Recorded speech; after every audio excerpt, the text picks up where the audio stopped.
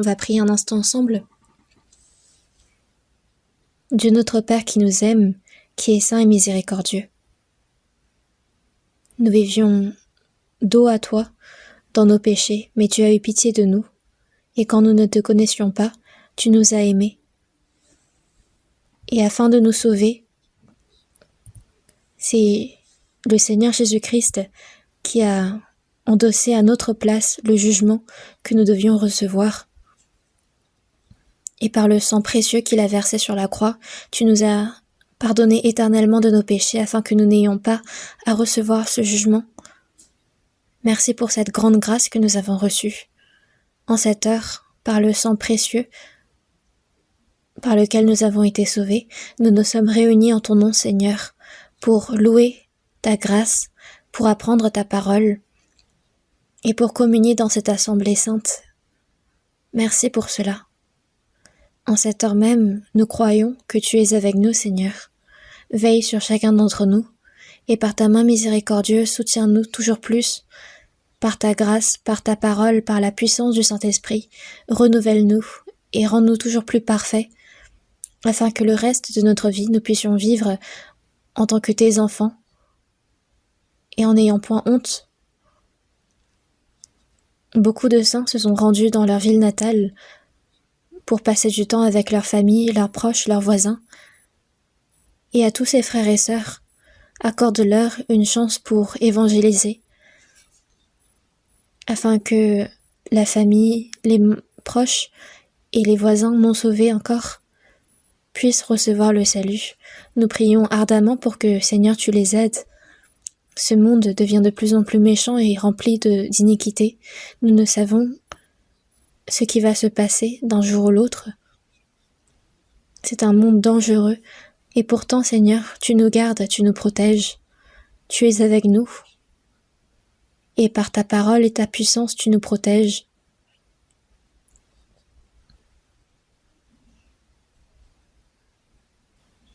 Et nous qui vivons dans ce monde plein d'iniquité et de méchanceté, que nous ne puissions ne pas nous y enfoncer, mais que tu nous permettes de porter ton évangile et de pouvoir conduire beaucoup d'âmes à toi. Permets-nous et aide-nous à endosser cette responsabilité. Tu nous enseignes la voie à suivre, et en cette heure même, il y a une parole que tu souhaites nous enseigner. Aide-nous à pouvoir la comprendre encore mieux, et nous avons prié au nom du Seigneur Jésus-Christ. Amen.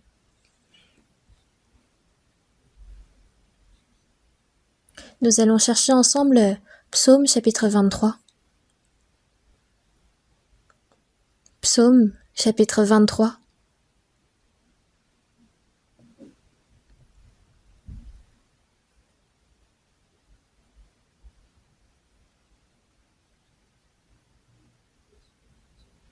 Psaume chapitre 23 est un psaume assez connu. Et c'est un psaume très beau. C'est pourquoi nous allons le lire ensemble lentement. Psaume chapitre 23, du verset 1 jusqu'au verset 6, lisons ensemble lentement. L'Éternel est mon berger, je ne manquerai de rien. Il me fait reposer dans de verts pâturages, il me dirige près des eaux paisibles. Il restaure mon âme. Il me conduit dans les sentiers de la justice à cause de son nom. Quand je marche dans la vallée de l'ombre de la mort, je ne crains aucun mal, car tu es avec moi. Ta houlette et ton bâton me rassurent.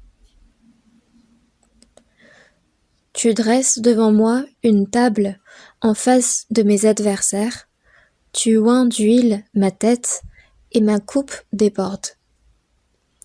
Oui, le bonheur et la grâce m'accompagneront tous les jours de ma vie, et j'habiterai dans la maison de l'Éternel jusqu'à la fin de mes jours.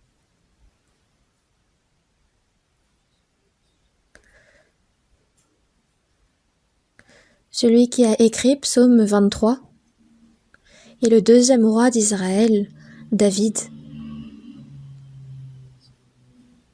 David,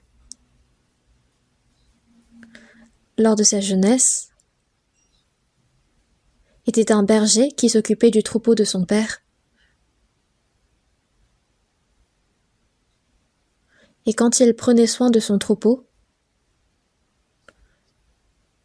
quand un ours ou un lion s'approchait de son troupeau pour attraper un mouton, il se précipitait pour se battre avec eux, il les frappait, et de leur gueule, il reprenait son mouton. Ce n'était pas seulement Samson qui était plein de force auparavant, mais David aussi était plein de force. C'est pour cela qu'il pouvait se battre contre les ours ou les lions. Puis aussi, lors de la guerre contre les Philistins, c'était au moment où le peuple d'Israël était face à de grandes difficultés. Pour aller voir ses frères, David avait accepté la demande de son père pour aller transmettre des vivres à ses frères.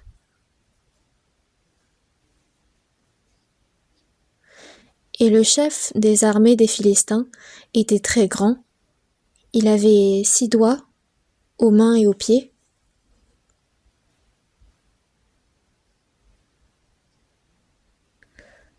Il y avait un porteur de bouclier devant lui.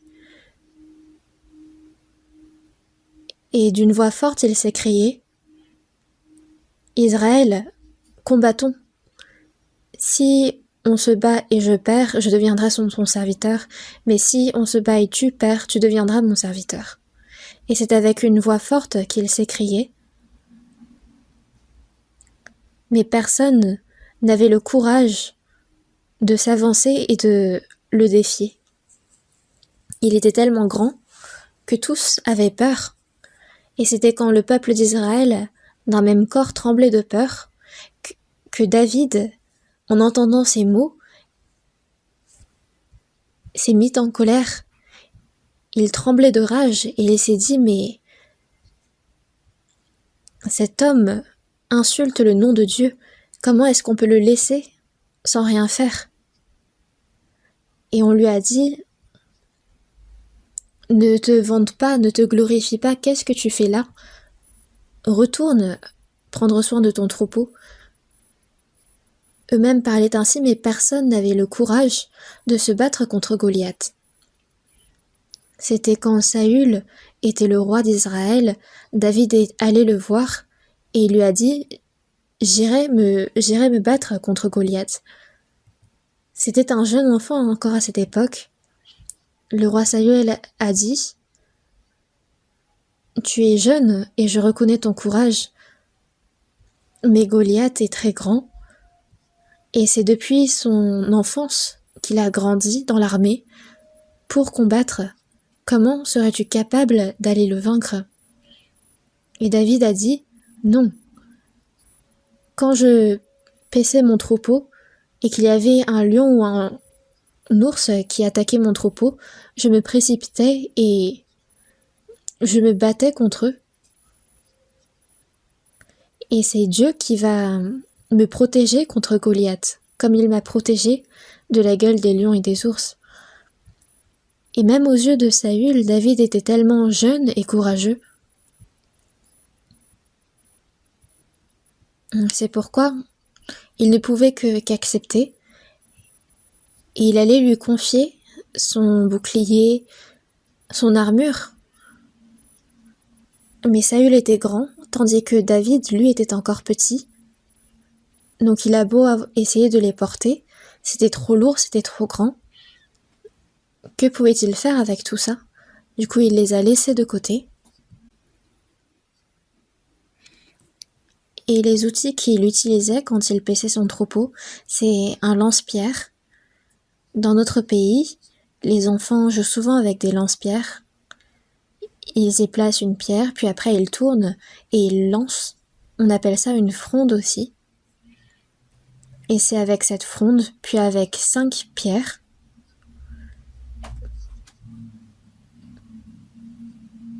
peut-être qu'il y avait 5 Goliaths pour avoir pris 5 pierres, mais en fait c'est avec ces 5 pierres et cette fronde que David s'est avancé vers Goliath, et aux yeux de Goliath c'était comme un enfant qui s'avançait vers lui. « Qu'est-ce que tu fais là, enfant ?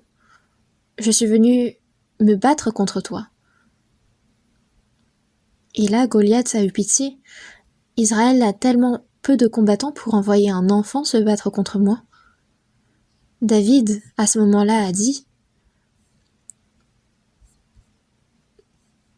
Tu marches contre moi avec l'épée, la lance et le javelot, et moi je marche contre toi au nom de l'Éternel des armées, du Dieu des troupes d'Israël que tu as insulté. Et Goliath, à ce moment-là, a dit: Mais voyez l'arrogance de cet enfant, je te déchirerai aujourd'hui, et j'enverrai tes morceaux à ta famille. David a commencé à tourner la fronde. Goliath était curieux, il a juste observé, et il a lancé la pierre, et cette pierre, justement, s'est enfoncée dans le front de Goliath. Et il a beau être un géant, si cette pierre s'est enfoncée contre son front, il n'y a rien qu'il puisse faire. Il s'est effondré, et David, en prenant l'épée, il a coupé son cou, il a tranché son cou. Et c'est à ce moment-là que Israël a connu une grande victoire. Ils ont non seulement vu que Dieu était avec David, mais ils ont absolument loué David. Et David est finalement devenu roi d'Israël.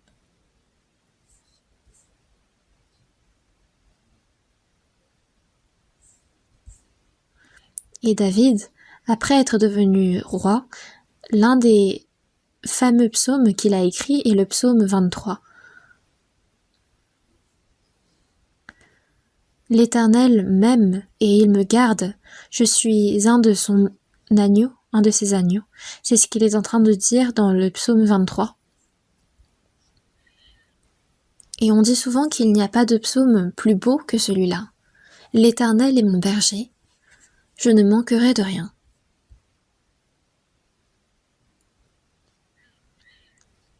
Je suis l'agneau élevé par Dieu.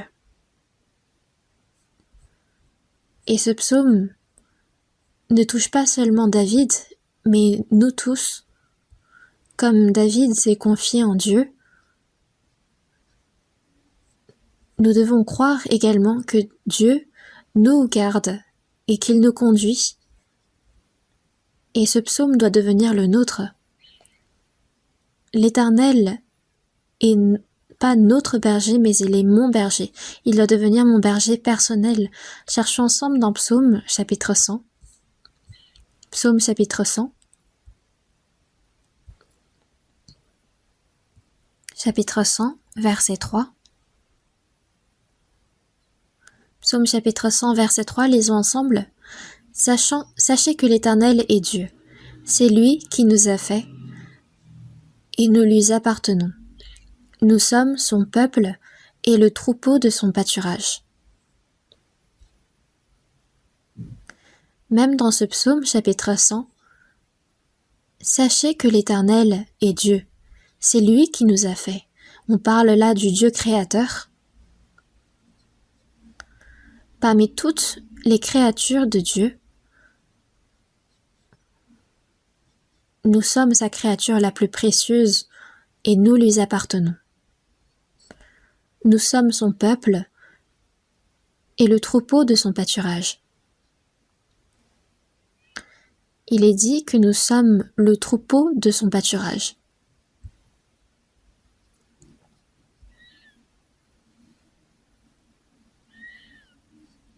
Chaque animal a une façon de vivre selon leur espèce.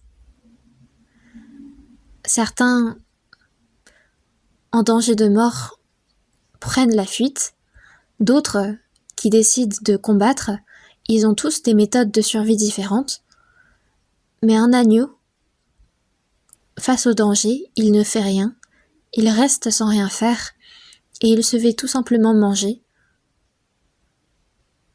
Donc si un berger ne prend pas soin d'un agneau, s'il ne le protège pas et ne le nourrit pas, alors il peut mourir et il devient la proie de tous les animaux. Il ne sait où il va et il ne peut même pas rentrer. C'est pourquoi dans la Bible, Il y a beaucoup de passages qui représentent Dieu comme étant le berger et nous comme étant ses agneaux. Et il en va de même pour Jésus qui utilise cette comparaison. Voyons ensemble dans Jean chapitre 10. Jean chapitre 10, verset 11. Chapitre 10, verset 11. Je suis le bon berger. Le bon berger donne sa vie pour ses brebis. Jésus a dit, je suis le bon berger.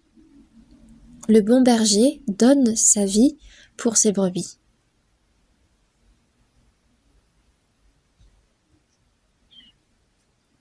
Les saints sauvés sont les brebis qui sont dans les mains du Seigneur. Et le Seigneur donne sa vie pour ses brebis. Avant notre salut, par nos péchés, notre âme était dans les mains du diable et nous étions conduits dans la voie de l'enfer. Mais pour nous sauver, Jésus est devenu le sacrifice d'expiation pour nos péchés. Et il est mort, et par sa résurrection, il a brisé le pouvoir de la mort. Et il nous a donné la preuve qu'il était notre sauveur. Je suis le bon berger. Jésus, qui est le bon berger, il nous protège et il a donné sa vie pour nous.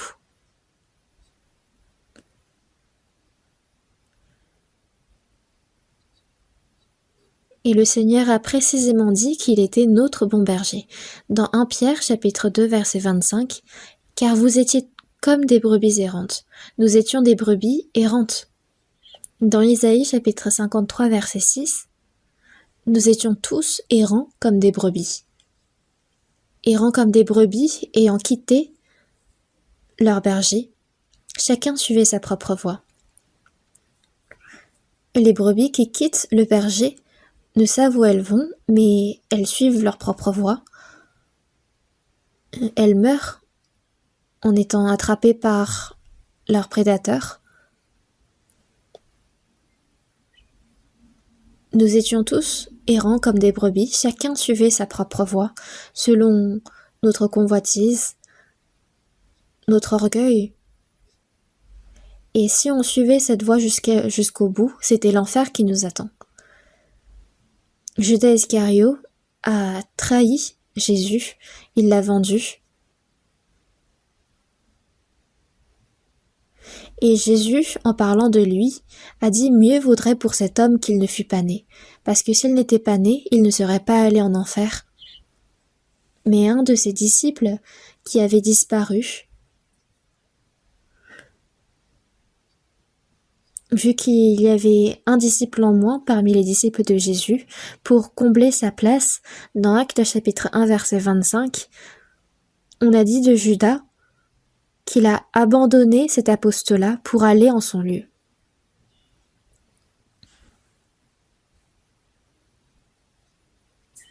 Judas a vécu comme il le voulait pour aller en son lieu.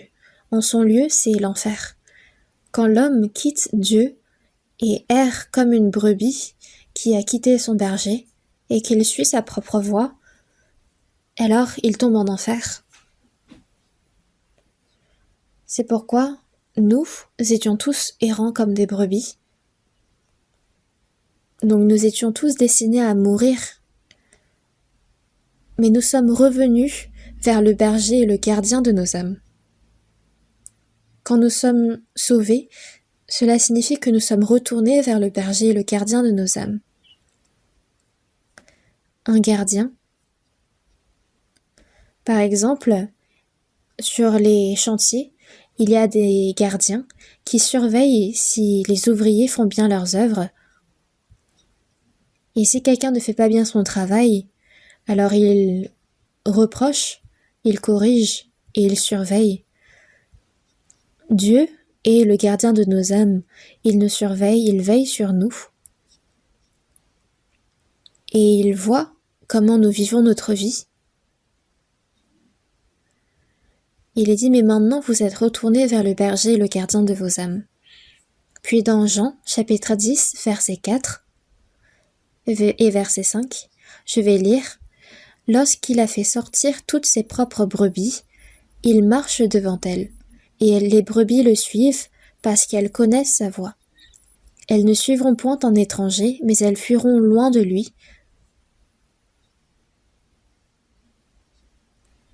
Un berger fait sortir ses brebis, et il marche devant elles. Si le berger marche devant les brebis, alors les brebis le suivent parce qu'elles connaissent sa voix. Je suis allée en Israël 3 fois, et il y a des bergers qui prennent soin de leurs brebis. Et les bergers promènent leurs troupeaux en suivant des chemins tout tracés, et c'est des chemins destinés exprès aux troupeaux. Et quand le troupeau avance, il y a déjà la brebis la plus grande qui suit le berger en premier, puis après il y a toutes les autres brebis qui suivent. Et les brebis le suivent parce qu'elles connaissent sa voix. Elles ne suivront point en étranger, mais elles fuiront loin de lui parce qu'elles ne connaissent pas la voix des étrangers.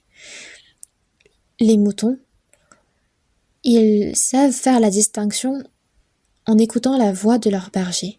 Si ils entendent la voix des étrangers, ils fuient. J'étais allée en Turquie et il y avait plein de troupeaux de moutons. Et quand les bergers parlent, les brebis et les troupeaux, tous les suivent. Du coup, j'étais allée voir ce berger.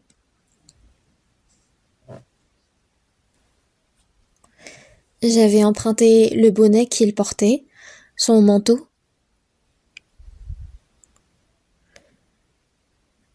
Et j'avais son bâton à la main. Je voulais tester ce rôle de berger. Et en faisant cette demande au berger, il était d'accord.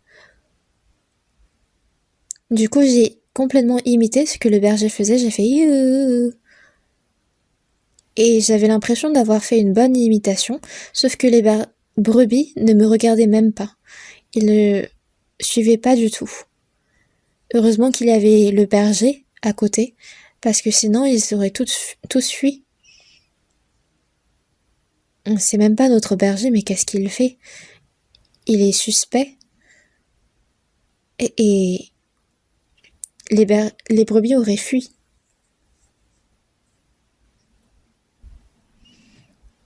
Donc quand on est sauvé, le Seigneur devient notre berger et nous devenons ses brebis. Et c'est jusqu'au jour où nous entrons au royaume des cieux que le Seigneur continue de nous conduire. Il est dit qu'elles ne connaissent pas la voix des étrangers. Donc si ce n'est pas la parole du Seigneur, on n'écoute pas. Le prédicateur, c'est celui qui emprunte la voix du Seigneur pour transmettre sa parole. Donc le prédicateur ne parle pas de sa volonté, de ses pensées, mais il transmet purement la parole de Dieu. Et les brebis distinguent si c'est bel et bien la voix du berger, et une personne sauvée doit pouvoir distinguer la parole de Dieu. Au début, quand nous sommes jeunes dans la foi, ça peut être difficile, mais quand nous grandissons dans la foi, le prédicateur a beau bien parler, ils savent distinguer si c'est la parole de Dieu ou pas.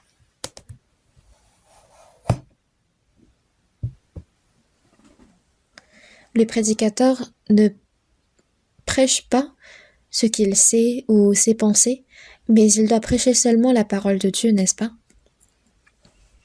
Et alors, les personnes écoutent la parole et suivent.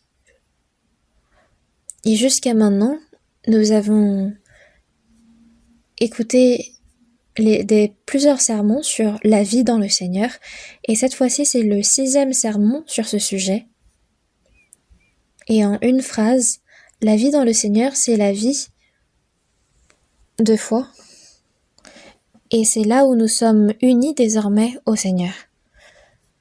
Dans Jean chapitre 14 verset 20, « En ce jour-là, vous connaîtrez que je suis en mon Père, que vous êtes en moi et que je suis en vous. » Dès le jour où nous sommes sauvés, nous sommes dans le Seigneur et le Seigneur est en nous. Le Seigneur et moi, nous sommes devenus un et nous ne pouvons le dissocier. Quand un homme et une femme se marient, deux personnes deviennent un, donc ils se sont unis. Et nous aussi, dès le jour de notre salut, nous sommes devenus un avec le Seigneur, moi dans le Seigneur en moi. Donc d'être dans le Seigneur, c'est que nous sommes devenus un avec lui, et que dans la grâce, dans la parole et dans la puissance du Seigneur, nous recevons sa conduite et sa protection. C'est dans sa grâce et dans sa parole que nous sommes protégés par le Seigneur et que nous sommes conduits par lui. C'est cette vie-là que nous disons que c'est la vie dans le Seigneur. C'est pourquoi David disait « L'Éternel est mon berger ». Nous devons réfléchir profondément là-dessus. Dieu est mon berger. C'est lui qui me garde. Il me nourrit, il me protège et il me conduit.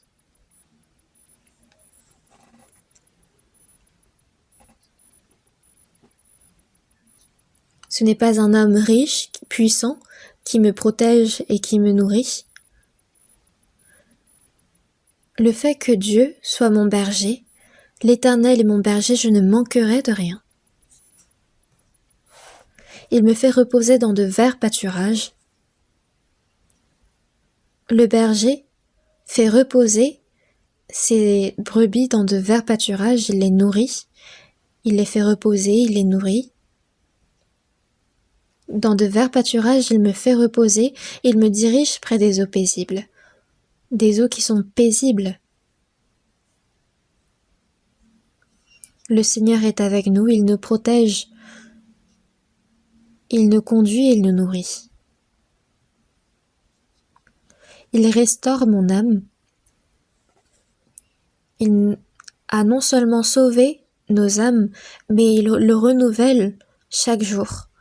Il me conduit dans les sentiers de la justice à cause de son nom. Même de nous sauver, c'était pour son nom. Pourquoi ? Parce qu'il a formé l'homme à son image. Donc, que l'homme quitte Dieu et vive dans ses péchés, c'est qu'il est devenu la proie du diable, et s'il entre en enfer, cela ne glorifie pas Dieu. C'est parce que Dieu a formé l'homme à son image que même s'il a péché, Dieu continue d'aimer son âme. Et il l'a aimé jusqu'à mourir sur la croix pour pardonner ses péchés. Donc jusqu'au jour où nous entrerons au royaume des cieux, il nous guide et il nous garde. Donc il restaure mon âme à cause de son nom. Il nous a sauvés à cause de son nom et notre salut est la gloire de Dieu.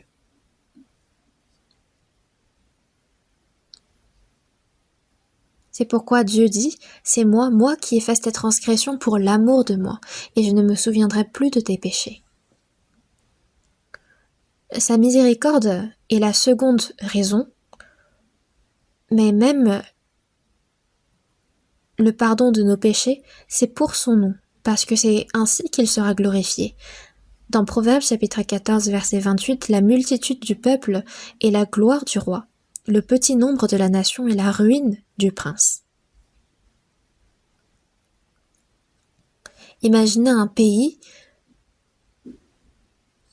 sur une terre énorme, mais le peuple est peu nombreux. Est-ce que vous pensez que ça plaît au roi ? Il faut que le peuple soit nombreux pour que cela glorifie le roi. Le petit nombre de la nation est la ruine du prince. Si nous sommes nombreux à être sauvés, cela glorifie le Seigneur. Dans Jean chapitre 15, verset 8, en établissant la comparaison comme quoi le Seigneur est le cep et nous sommes ses sarments, il nous dit que si nous sommes attachés au cep, nous porterons beaucoup de fruits. Et si vous portez beaucoup de fruits, c'est ainsi que mon Père sera glorifié et que vous serez mes disciples. Si nous sommes nombreux à être sauvés, c'est Dieu qui va être heureux et c'est Dieu qui va être glorifié. Donc même notre salut est pour la gloire de Dieu. C'est moi qui efface tes transgressions pour l'amour de moi, et je ne me souviendrai plus de tes péchés. Même de nous avoir sauvés, c'est pour sa propre gloire, et c'est pourquoi dans Psaume chapitre 23 verset 3, il me conduit dans les sentiers de la justice à cause de son nom. Les personnes sauvées sont conduites dans les sentiers de la justice, et même cela à cause de son nom. Quand des parents enfantent un enfant, ils souhaitent que cet enfant grandisse en bonne santé. Et qu'il grandisse en apprenant beaucoup de choses et qu'il devienne un grand homme. Et c'est quand il vit correctement, droitement, que les parents sont heureux et que cela les glorifie. Si l'enfant qu'ils ont enfanté ne grandit pas bien, s'il agit mal et s'il vit mal, c'est la honte pour les parents. C'est pourquoi notre salut est pour la gloire de Dieu. Et vu que c'est pour sa propre gloire, imaginez combien tous les préparatifs qu'il a faits sont parfaits. Et même, il nous conduit dans les sentiers de la justice à cause de son nom. Et en disant tout cela, dans Psaume chapitre 23, je souhaite que vous, même en étant rentré chez vous, vous lisez ce passage et que vous le méditez profondément. Quand je marche dans la vallée de l'ombre de la mort, je ne crains aucun mal car tu es avec moi.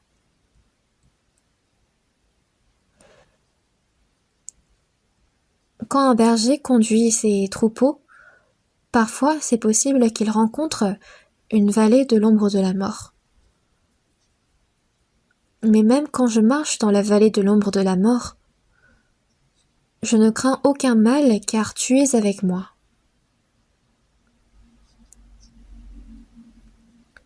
Il est possible que nous soyons face à des difficultés même mortelles si nous ne sommes pas. Quand le Seigneur va revenir, nous serons tous enlevés dans les cieux. Mais savez-vous que même jusqu'à la mort, le Seigneur est avec nous. Le chrétien n'a pas peur de la mort. Pourquoi ? Parce que même au moment de mourir, le Seigneur est avec eux. Je l'ai dit plusieurs fois. Il y avait un diacre qui fréquentait notre église. Il était professeur universitaire. Il est décédé d'un cancer. Mais en évangélisant à Paris, j'avais reçu un appel de lui, il était hospitalisé. Mais quand j'ai souhaité aller le voir, il était déjà décédé et sa femme disait que à ses derniers instants de vie, que un homme vêtu de blanc était debout à côté de lui. Et c'était un ange. Ce n'est pas un mensonge, mais c'est la vérité. Quand nous mourrons, il y aura l'ange de Dieu qui va venir nous chercher. Donc même quand on marche dans la vallée de l'ombre de la mort, le Seigneur est avec nous. Nous n'avons aucun mal à craindre parce que le Seigneur est avec nous même dans notre mort. Et jusqu'au jour où nous entrerons au royaume des cieux, le Seigneur nous conduit. Dans Psaume chapitre 48 verset 14, voilà là le Dieu qui sera notre guide jusqu'à la mort. Jusqu'à la mort.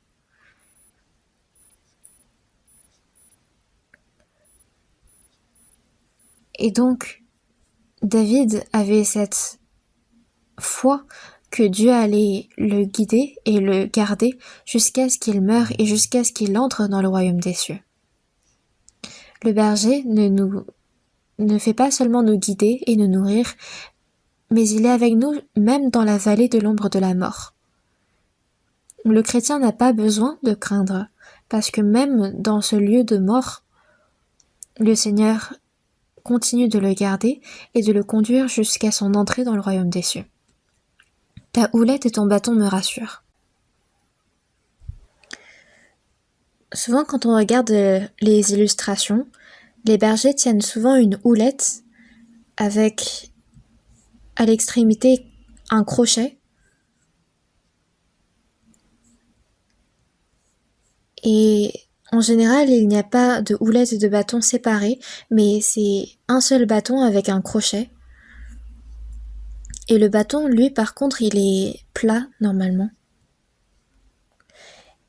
Et les bergers n'ont pas ces houlettes et ces bâtons parce qu'ils sont faibles pour s'aider à marcher, mais c'est parce que quand les moutons marchent trop rapidement, c'est avec ce bâton-là qu'ils les attrapent par le crochet, ou parfois quand ils sont trop lents, ils les frappent avec le bâton pour les faire avancer. Ta houlette et ton bâton me rassurent. C'est une parole de protection.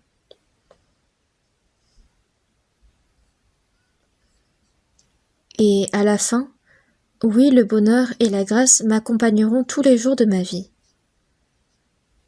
Tous les jours de ma vie, c'est le bonheur et la grâce de Dieu qui m'accompagneront. Ces deux choses sont toujours avec moi, et j'habiterai dans la maison de l'Éternel jusqu'à la fin de mes jours. David a écrit ce psaume il y a 3000 ans de là, parce que c'est avant que Jésus arrive dans ce monde, et il a dit « J'habiterai dans la maison de l'Éternel jusqu'à la fin de mes jours ». David vivait toujours avec cette espérance du royaume des cieux. Il a traversé la vallée de l'ombre de la mort, et après il y a quoi? La maison de l'Éternel, jusqu'à la fin de ses jours. Dans Apocalypse chapitre 21, verset 4, verset 1, il est dit « Puis je vis un nouveau ciel et une nouvelle terre, car le premier ciel et la première terre avaient disparu. » David est avec nous, il essuie les larmes de nos yeux, il nous garde et il nous guide tout le temps. Et quand nous serons dans le royaume des cieux, Dieu est avec nous pour l'éternité. Et nous sommes dans son amour, dans sa protection. Dans Hébreux chapitre 1 verset 14, ne sont-ils pas tous des esprits au service de Dieu, quand on parle des anges ici, envoyés pour exercer un ministère en faveur de ceux qui doivent hériter du salut? Les anges sont des créatures qui ont été créées par Dieu avant l'homme. Et pourquoi est-ce qu'ils ont été créés? Les anges sont des ouvriers de Dieu. Quand Dieu œuvre, il utilise des anges. Mais les anges ne sont pas fils de Dieu. Et pourtant, ils sont forts juste après Dieu. Satan, Lucifer, a voulu s'élever à la place de Dieu, et dans Ésaïe chapitre 14 verset 12, « Te voilà tombé du ciel, astre brillant, fils de l'aurore ». On parle de Lucifer, qui était un ange très beau, et qui voulait s'élever à la place de Dieu. Il est dit « Tu es abattu à terre, toi le vainqueur des nations ». Dieu a créé l'enfer pour y faire tomber Lucifer. Quand on regarde dans Matthieu chapitre 25 verset 41, « Retirez-vous de moi maudits, allez dans le feu éternel qui a été préparé pour le diable et pour ses anges. » Le diable, Satan, l'ange déchu, et pour ses anges, c'est les anges qui ont suivi Lucifer dans sa corruption. C'est un tiers des anges de Dieu qui ont suivi Satan. Et vous savez qu'il est toujours actif dans ce monde. Là où nous sommes, il y a Dieu, même si nous ne le voyons pas. Dieu est avec nous, à côté de nous. Mais de l'autre côté, il y a également le diable qui nous observe. Il ne peut certes pas nous enlever notre salut, mais il peut empêcher les personnes sauvées de bien mener leur vie de foi.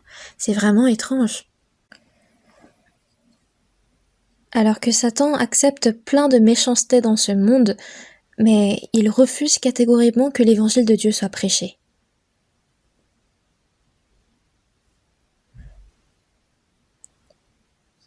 Auparavant, il y avait une femme de docteur, de médecin, qui était sauvée, mais son mari ne l'était pas et elle souhaitait l'évangéliser.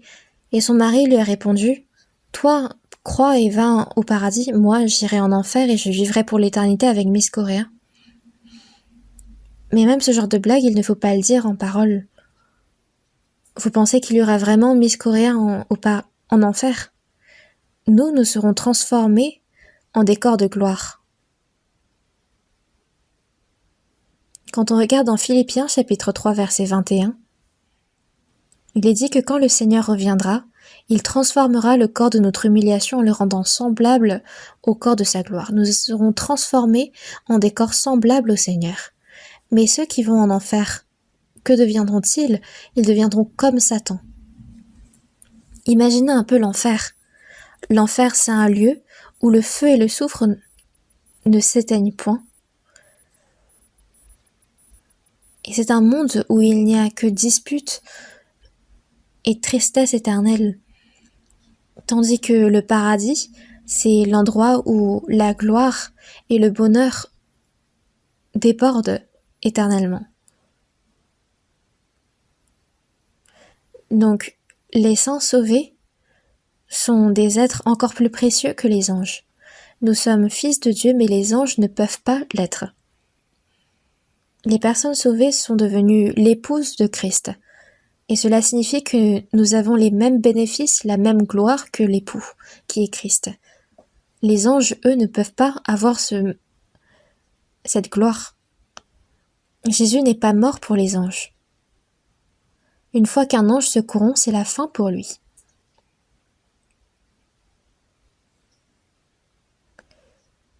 De demeurer dans le Seigneur, c'est de demeurer dans son amour, dans sa grâce, dans sa protection et dans sa conduite, jusqu'au jour où nous entrerons au royaume des cieux. Il nous garde et il nous guide, et c'est cela que de vivre dans le Seigneur. Quand un enfant naît, il vit dans l'amour et dans la protection de ses parents.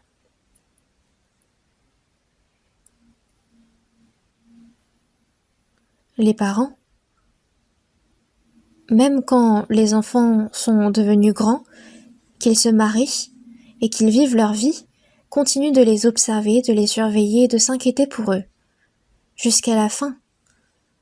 Mais l'amour de Dieu est incomparable face à l'amour des parents. Donc une vie dans le Seigneur, la vie normale d'un chrétien sauvé, c'est la vie vécue avec le Seigneur. Cherchons ensemble Psaume chapitre 37. Psaume chapitre 37, verset 23.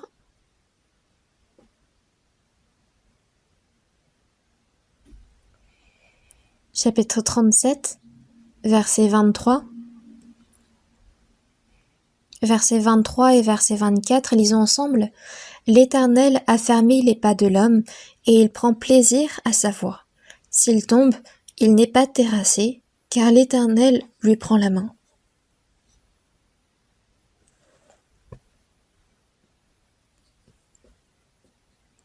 L'Éternel affermit les pas de l'homme. Ce n'est pas n'importe quel homme, mais on parle ici de l'homme sauvé, du chrétien. Et l'Éternel affermit les pas du chrétien.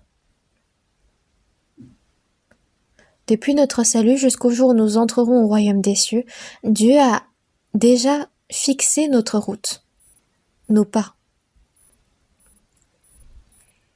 Il affermit les pas de l'homme et il prend plaisir à sa voie. Et il prend plaisir à la voie que prend le chrétien.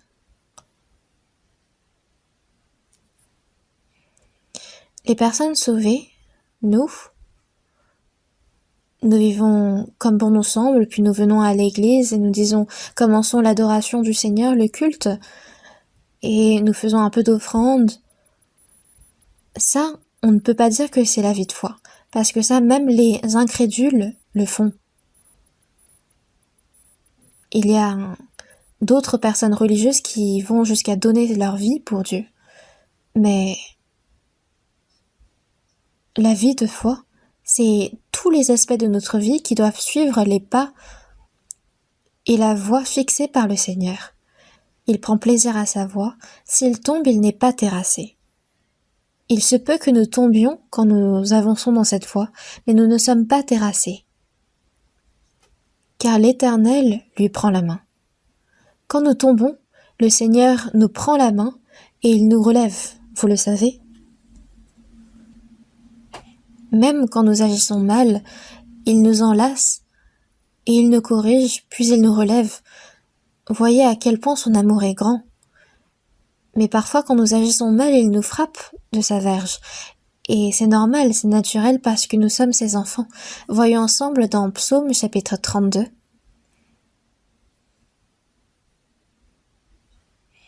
Chapitre 32.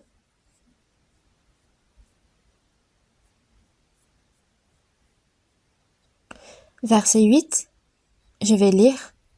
Je t'instruirai et je te montrerai la voie que tu dois suivre. Je te conseillerai, j'aurai le regard sur toi. Ne soyez pas comme un cheval ou un mulet sans intelligence. On les bride avec un frein et un mors dont on les pare, afin qu'ils ne s'approchent point de toi. Dieu a dit, je t'instruirai et je te montrerai la voie que tu dois suivre. La voie que nous devons suivre, Dieu l'a fixée et il nous la montre. Dans la Bible est écrite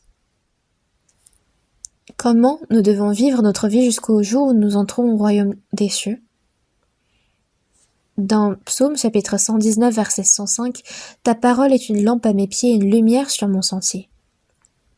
La parole du Seigneur est une lampe à mes pieds, une lumière sur mon sentier. Il nous montre la voie à suivre. Le Seigneur nous montre la voie à suivre.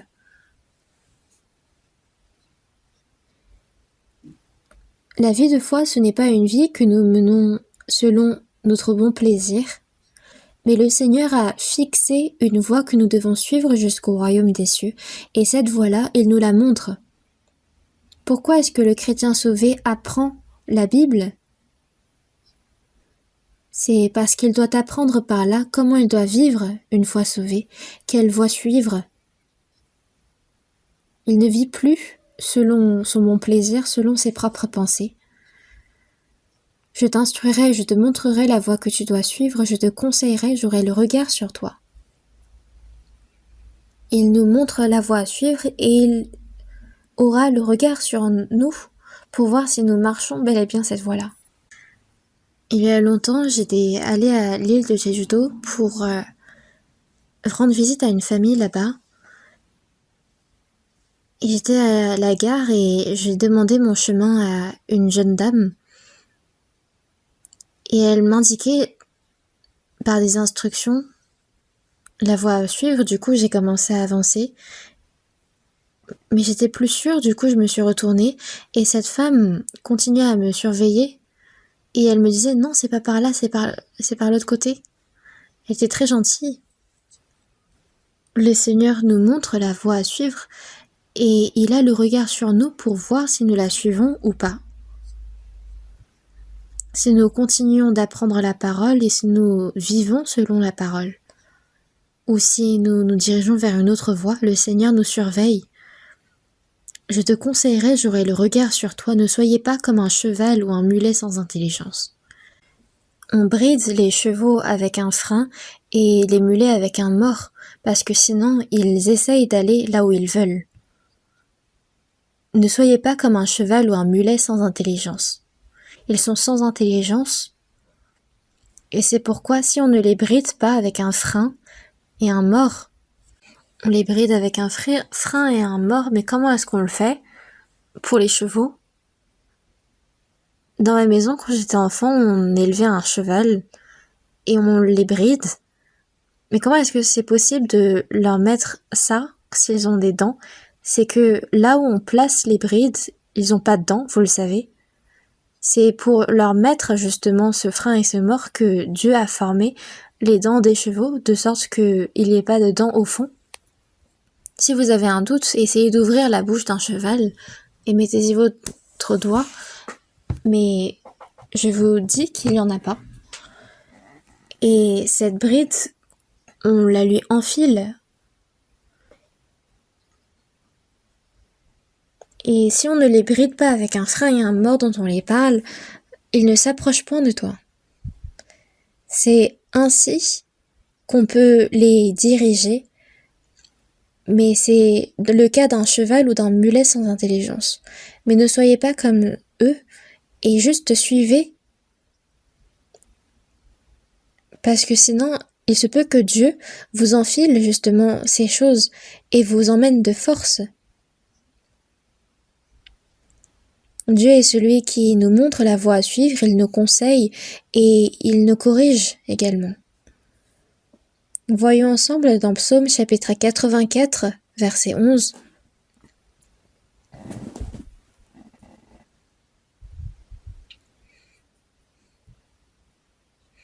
Chapitre 84, verset 11. Verset 11. Lisons ensemble. Car l'Éternel Dieu est un soleil et un bouclier. L'Éternel donne la grâce et la gloire. Il ne refuse aucun bien à ceux qui marchent dans l'intégrité. Dans cette parole, il est dit que Dieu ne refuse aucun bien à ceux qui marchent dans l'intégrité. Qu'une personne sauvée marche dans l'intégrité, c'est qu'elle suit la parole de Dieu. Intégrité, ça veut dire droit et correct, juste.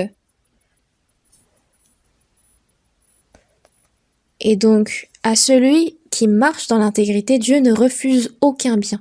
Il donne tout ce qui est bien. En vérité, quand on reçoit le salut, on devient enfant de Dieu. Et Dieu, le créateur des cieux et de la terre, devient mon Père. Il est dit même quand on prie de dire Père. Et c'est la même chose que quand un enfant demande des choses à son Père.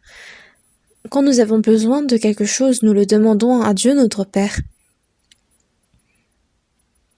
Dieu qui a sauvé nos âmes. Et si nous marchons dans l'intégrité selon la volonté de Dieu, il ne refuse aucun bien. Si nous ne marchons pas et nous ne vivons pas selon nos propres moyens, notre propre volonté, bien sûr que nous devons faire des efforts, mais ça doit être dans la volonté du Seigneur.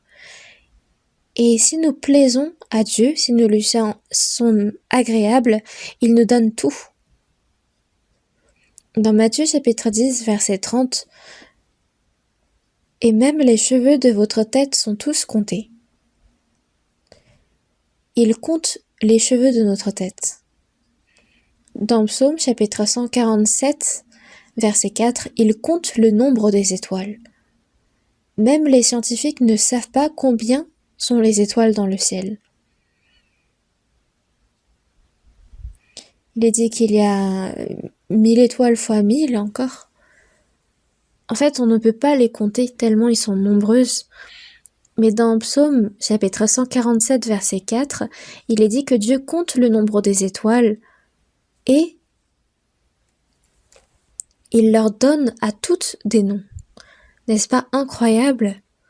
Et ce Dieu-là compte les cheveux de tous les saints sauvés. Nous ne pouvons même pas compter nos cils sur nos yeux, mais Dieu compte les cheveux de notre tête. Cela ne veut pas dire qu'il n'a tellement rien à faire qu'il compte les cheveux de notre tête, mais c'est qu'il n'y a rien qu'il ne connaît pas de nous. Il y a ce cantique qui dit « En toi je crois et me confie, Seigneur tu connais ma situation, tu me gardes pour l'éternité, je le sais bien assurément. » le Seigneur qui connaît toute ma situation, si je crois en lui, si je me confie et que je vis selon sa volonté, alors c'est lui qui m'aide directement. Et il ne refuse aucun bien à ceux qui marchent dans l'intégrité. Il donne tout ce qui est bien. Est-ce que c'est un conte pour vous? C'est la promesse de Dieu. Et il est fait selon ce qui a été promis.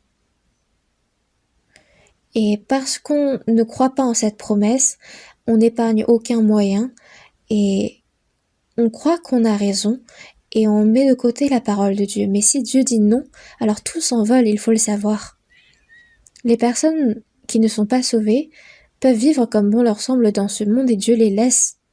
Parce que ce ne sont pas ses enfants, donc Dieu n'a pas besoin d'intervenir.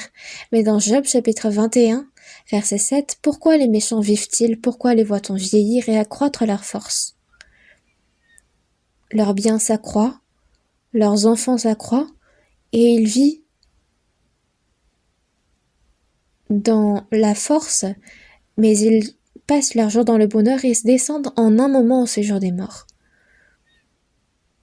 Ils ont beau bien vivre, Dieu leur dit, mais vivez bien. Et pourtant,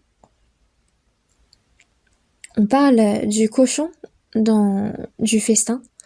En fait, on le laisse bien vivre, on le nourrit abondamment. Pourquoi? C'est pour le manger le jour du festin.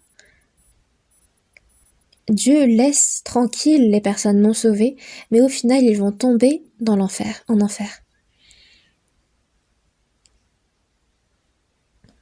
Et ce genre de choses reviennent souvent.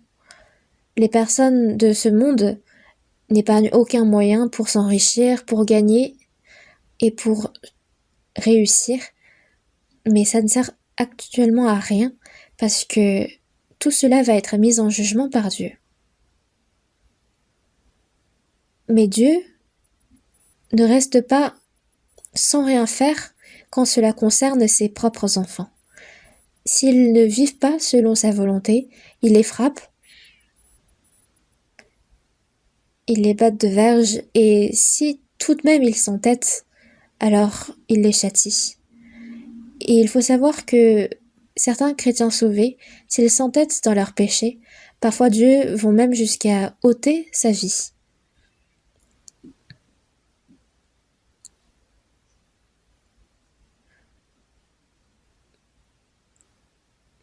Mais donc de vivre en étant surveillé ainsi, c'est aussi de vivre dans le Seigneur. Nous vivons sous sa protection, sous sa domination, et nous ne pouvons fuir cette vie-là. Dieu ne le permet pas. Et si on vit bien selon nos propres moyens, alors c'est peut-être parce que nous sommes des enfants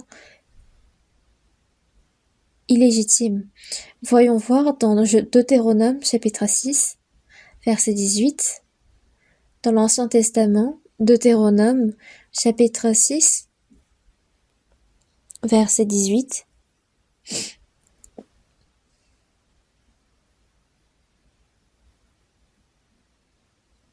Lisons ensemble. Tu feras ce qui est droit et ce qui est bien aux yeux de l'Éternel, afin que tu sois heureux et que tu entres en possession du bon pays que l'Éternel a juré à tes pères de te donner.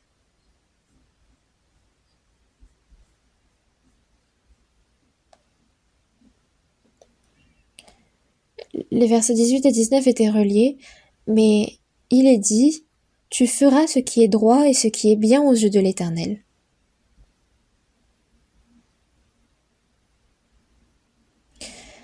Dieu surveille constamment les personnes sauvées. Il surveille mes pensées, il surveille mes actions. On ne peut fuir le regard de Dieu. Il est dit, tu feras ce qui est droit et ce qui est bien aux yeux de l'Éternel, afin que tu sois heureux.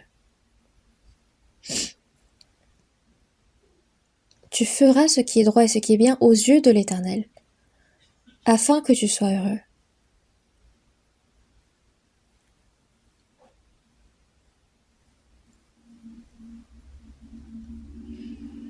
C'est dans la grâce, dans la protection, dans la conduite de Dieu que nous sommes et nous ne devons pas oublier ce fait ne serait-ce qu'un instant, parce que c'est ça la vie dans le Seigneur. Moi dans le Seigneur et le Seigneur en moi. Comment est-ce qu'on peut nous séparer? Ce n'est pas possible.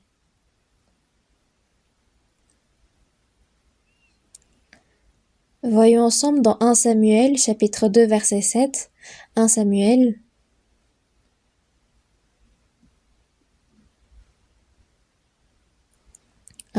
Chapitre 2, verset 7.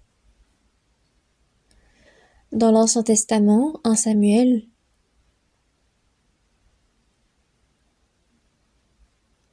Chapitre 2, verset 7. Lisons ensemble. L'Éternel appauvrit et il enrichit, il abaisse et il élève. L'Éternel appauvrit et il enrichit. Quand cela est nécessaire, l'Éternel appauvrit parfois. Donc quand nous sommes appauvris, nous ne devons pas nous plaindre en disant « Mais pourquoi est-ce que Dieu nous appauvrit? Il aurait pu nous donner plus. » Mais il est dit « L'Éternel appauvrit parfois. » Bien sûr, il est possible que Dieu appauvrit parce que nous n'avons pas suivi sa volonté. Dans Nahum, chapitre 1, verset 7, il connaît ceux qui se confient en lui.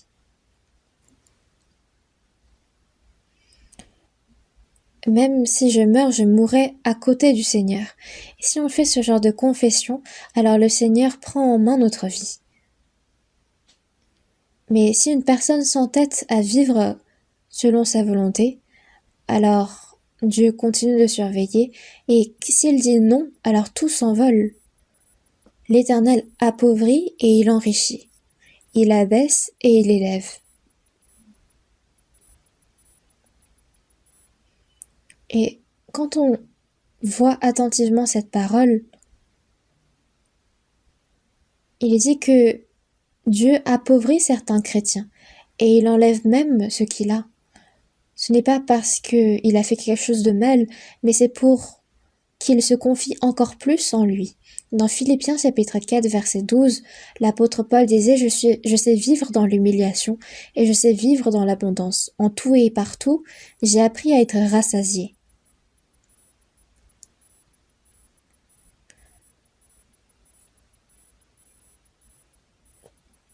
Quand l'apôtre Paul recevait parfois des libéralités de la part de certaines églises, alors il était parfois dans l'abondance, et parfois il était dans l'humiliation. Parfois il était dans une humiliation tellement profonde. Dans 2 Corinthiens chapitre 11 verset 27, j'étais dans le travail, dans la peine, et ceci exposé à de nombreuses veilles, à la faim, à la soif, à des jeûnes multipliés, au froid et la nudité. Est-ce que c'est parce que Dieu n'était pas avec lui? Non. Ce n'est pas non plus parce que l'apôtre Paul a fait quelque chose de mal, mais c'est pour qu'il se confie encore plus au Seigneur. Et l'apôtre Paul a fait cette confession. En tout et partout, j'ai appris à être rassasié, à avoir faim. Ô Jésus, mon Seigneur, tu demeures dans mon cœur. Je n'ai que toi, ô Seigneur, et cela me suffit. Même si on n'a rien, par le Seigneur seul, on est satisfait. Et c'est cela que l'on apprend quand nous sommes dans la pauvreté.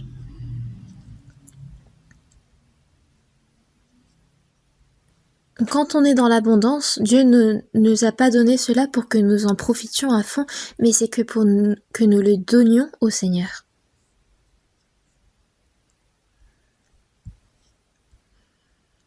Il est dit que les biens sont une épreuve, le test de la personnalité de cette personne. Pour voir, pour tester quelle est la raison de vivre de cette personne, quels sont ses objectifs, quelle est sa personnalité, on lui donne un grand montant, que ce soit 1 milliard, que ce soit des centaines de millions, on lui donne cet argent et on voit comment est-ce que cette personne va l'utiliser Et c'est là que la valeur de sa vie va se manifester à 100%. Aux États-Unis, il y a beaucoup de loteries et parfois il y a même des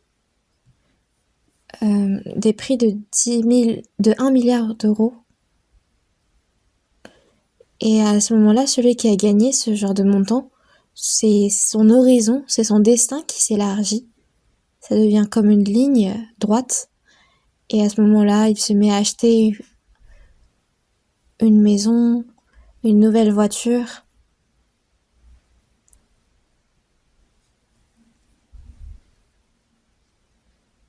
Il va changer son frigo. Et il ne va plus travailler. Il a de l'argent pour quoi faire. Et ça ruine complètement des gens. Donc, d'avoir beaucoup d'argent non plus, ce n'est pas bien. J'étais allée évangéliser plusieurs fois en Chine.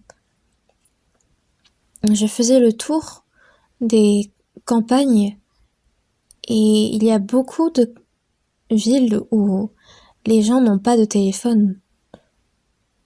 C'était il y a des années et ils vivaient beaucoup dans la pauvreté. Et il y avait un frère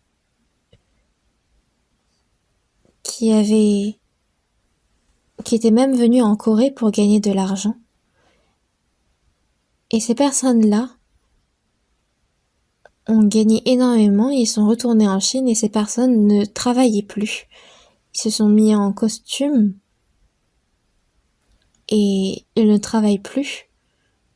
En Chine, une fois qu'on reçoit de l'argent, qu'ils ont suffisamment d'argent, ils ne travaillent plus. Et après, quand ils sont à court d'argent, ils retournent en Corée pour travailler, ils rentrent chez eux, ils ne travaillent plus. Quand on a trop d'argent, on refuse même de travailler. On utilise des personnes pour faire tout le travail.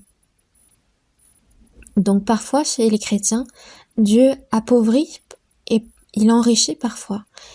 Et quand l'apôtre Paul était enrichi, il ne l'utilisait pas pour lui-même, mais il l'utilisait pour le Seigneur. Nous aussi, quand nous avons beaucoup d'argent, nous devons l'utiliser pour la mission à l'étranger, que ce soit en Amérique du Sud, que ce soit en Afrique. Il y a tellement de personnes qui vivent dans la pauvreté et nous devons utiliser cet argent pour les évangéliser, pour que là où ils sont, ils puissent fonder de nouvelles églises, financer leur vie de foi également. C'est pour ces choses-là que nous amassons de l'argent. L'année dernière également, le bureau de la trésorerie principale, qui est en charge de la mission à l'étranger, se situe à l'église centrale de Séoul. Et on a compté l'argent qui a été amassé pour la mission à l'étranger et qui a été utilisé. Et ça fait plus de 18,2 milliards de won. Est-ce que nous forçons les saints à faire l'offrande? Non. Mais c'est de leur propre volonté que les chrétiens, que les saints le font. Si on a des biens, ce n'est pas pour nous-mêmes que l'on les utilise, mais pour l'évangile. Nous les utilisons pour nous vêtir, pour nous nourrir, mais le reste, c'est pour l'évangile. C'est ce qui s'était passé il y a des années.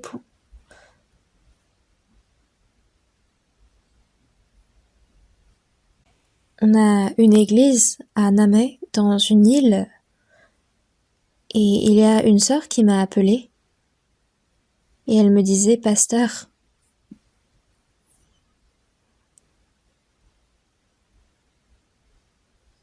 là j'ai 5 millions de won qui sont entrés dans mon compte bancaire, je devrais faire l'offrande, mais qu'est-ce que vous pensez que je devrais faire?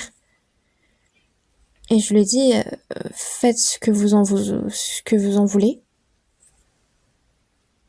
Et depuis, je n'avais aucune nouvelle d'elle. Parce que 5 millions de won à la campagne, c'est un très grand montant. Elle l'avait peut-être amassé, Mais depuis, on n'avait aucune nouvelle. Et je faisais un séminaire biblique à Gwangju. Et quand les églises étaient réunies, j'avais dit, il y a une sœur d'une église qui souhaitait faire l'offrande de 5 millions de won, mais je n'ai plus aucune nouvelle. Puis quelques jours plus tard, j'ai eu un appel. C'était un frère qui avait entendu ce que j'avais dit et qui était rentré chez lui et qui l'avait transmis. Et la même sœur m'avait appelé et disait, c'est moi. J'ai déjà fait cette offrande. J'avais même donné l'intérêt de l'épargne. Elle l'avait amassé, et après elle l'a envoyé pour la mission à l'étranger. Est-ce que la personne qui fait l'offrande parce qu'elle a beaucoup d'argent?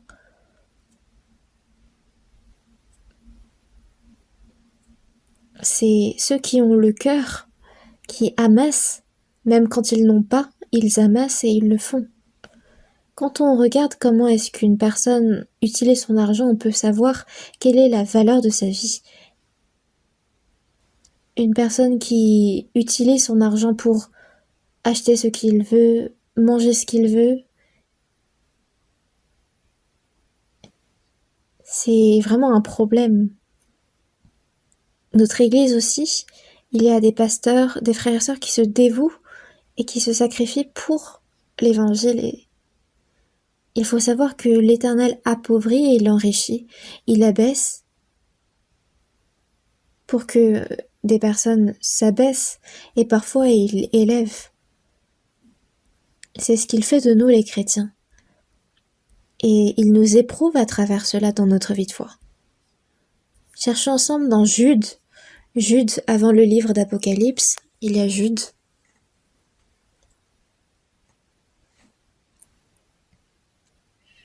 C'est juste avant Apocalypse. Jude. Il n'y a qu'un seul chapitre dans ce livre. C'est le livre le plus court de la Bible. Jude, chapitre 1, verset 24. Il n'y a qu'un seul chapitre, donc c'est chapitre 1, verset 24.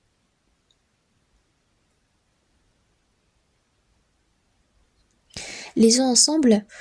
Or, à celui qui peut vous préserver de toute chute et vous faire paraître devant sa gloire irrépréhensible et dans l'allégresse.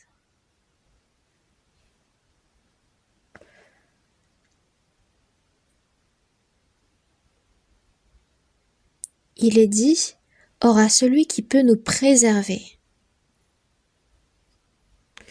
Dieu nous préserve en tout temps, il faut le savoir. Une personne sauvée est enfant de Dieu.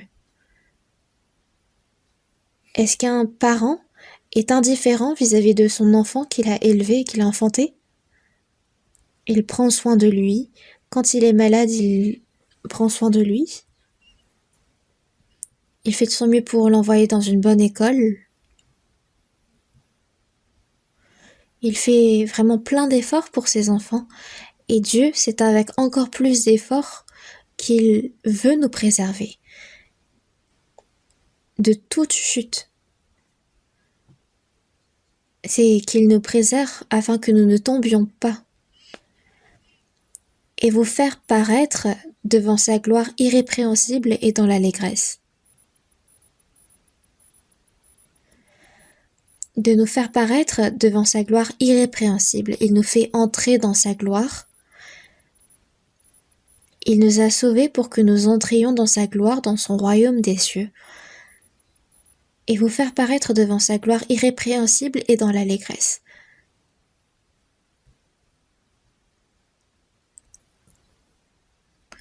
Dieu nous garde et il nous guide jusqu'au jour où nous entrerons au royaume des cieux. Cherchons ensemble un dernier verset. C'est dans 3 Jean. C'est juste avant Jude. 3 Jean.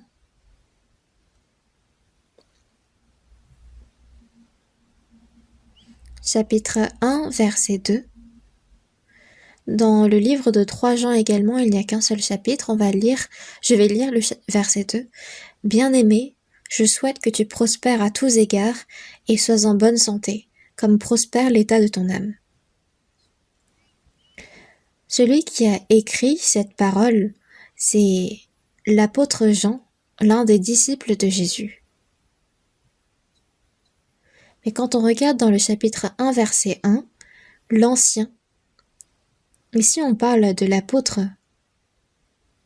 Donc c'est un ancien dans l'Église, celui qui enseigne. Même parmi les anciens, il y a des anciens qui enseignent et des anciens qui prennent soin.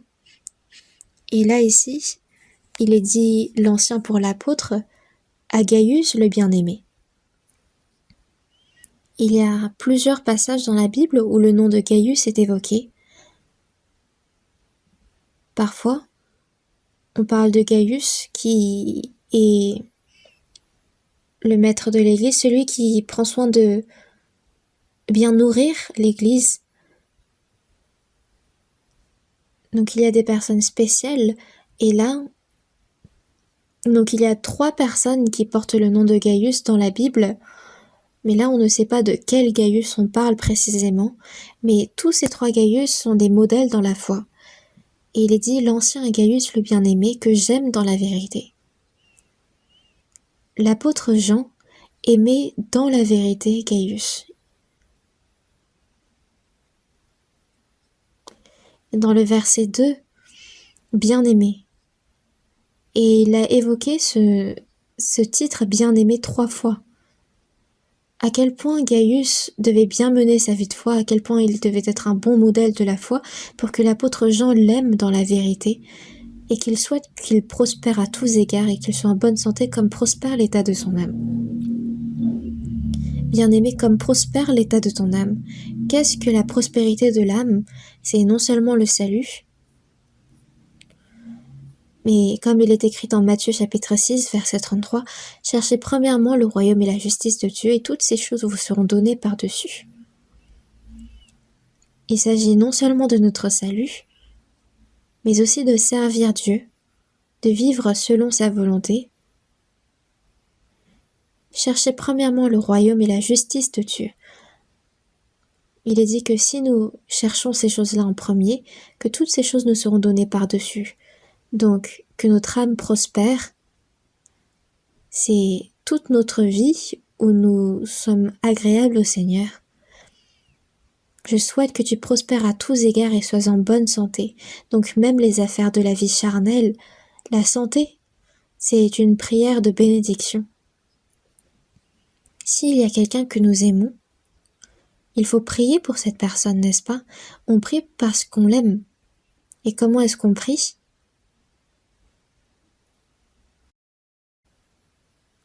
Pour que ce frère ou cette sœur que soit béni en toi, Dieu, autant qu'elle te sert bien dans sa vie de foi, qu'elle prospère à tous égards comme prospère l'état de son âme. Si nous vivons selon la volonté de Dieu, si nous vivons pour le royaume et la justice de Dieu, alors toutes ces choses nous seront données par-dessus, c'est la promesse de Dieu. Je souhaite que tu prospères à tous égards et sois en bonne santé comme prospère l'état de ton âme.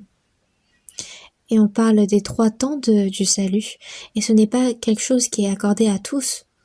Il faut déjà penser à la prospérité de notre âme. Il faut déjà que nous soyons sauvés pour que notre âme prospère. Il faut non seulement que notre âme soit sauvée, mais également que nous vivons selon la volonté de Dieu et que nous servons le Seigneur en cherchant premièrement le royaume et la justice de Dieu. Et alors, Dieu va nous aider à prospérer à tous égards et être en bonne santé. Et toutes ces choses, c'est au milieu de la grâce de Dieu, dans son amour et dans sa protection. C'est la vie dans le Seigneur. Il ne faut pas l'oublier. Nous qui sommes sauvés, nous sommes enfants de Dieu. Et c'est dans sa protection, dans son amour, jusqu'au jour où nous entrerons au royaume des cieux, qu'il nous protège et qu'il nous guide. Alors comment est-ce que nous devons vivre selon la volonté de Dieu? Comment pouvons-nous être agréables à Dieu? Si nous réfléchissons et si nous suivons ces choses-là, alors Dieu va prendre en compte, en responsabilité toute notre vie. Prions. Dieu notre Père, qui est saint et miséricordieux, en cette fin des temps que tu as fixée, parmi toutes ces nombreuses personnes, tu nous as appelés en premier, tu nous as sauvés, tu nous as séparés saintement pour être et pour vivre dans ta protection et dans ton amour. Merci pour cela. Nous sommes dans le Seigneur et le Seigneur est en nous. Tu nous gardes tout le temps. Et jusqu'au jour où nous entrerons au royaume des cieux, nous croyons en ce que tu nous guides et que tu nous gardes.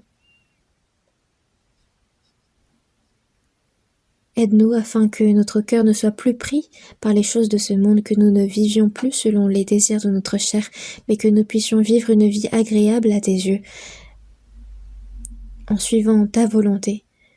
Et jusqu'au jour où nous entrerons au royaume des cieux, que nous vivions dans ta protection, dans ta conduite. Guide-nous et aide-nous.